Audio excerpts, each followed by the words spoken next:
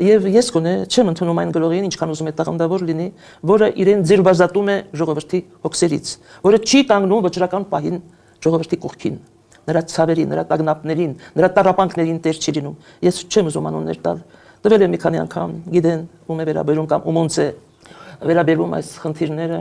Եվ ես չեմ կարող հարգել այն գրողին, որը ասում է ես տիրասեր եմ, այո, եւ եթե թուրք փաշան լինի իմ տերը, ես պիտի ենթարկվեմ։ Հայ գրողը իրավունք ունի այսպիսի խոսք ասելու, եւ հայ գրողը այսպես ասելուց հետո իրավունք ունի ղեկավարել այնպիսի մի կազմակերպություն, ինչպիսին գրողների կազմակերպությունն է, որը 70 տարի շարունակ դժվարին պայմաններում, արգելքների պայմաններում կարողացել է միշտ ժողովրդի կողքին կանգնել եւ իր ժողովներում, մարտական ժողովներում առաջ քաշել ժողովրդին օգտակար հարցեր, ժողովրդի ճակատագիրը որոշող հարցեր։ Այ հիմա մենք դնում ենք Հրաչյա Քոչարի 90-ամյակը։ Եթե իմանաք, թե ինչ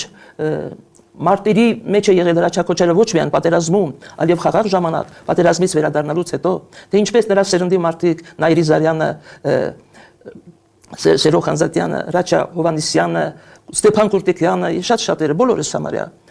եղել ենք առաջամարտիկներ եւ Սևանի ցամաքեցման հարցում եւ ատոմակայանի շինարարությունը կանխելու հարցում եւ ապրիլ 24-ը նախապատրաստելու հարցում, հուշարձանը կառուցելու հարցում։ Մի խոսքով չի եղել մի խնդիր, որ Հրաչյա Քոչարը չգլխավորի այդ շարժումը։ Եվ ես այսօր հատկապես ուզում եմ շեշտել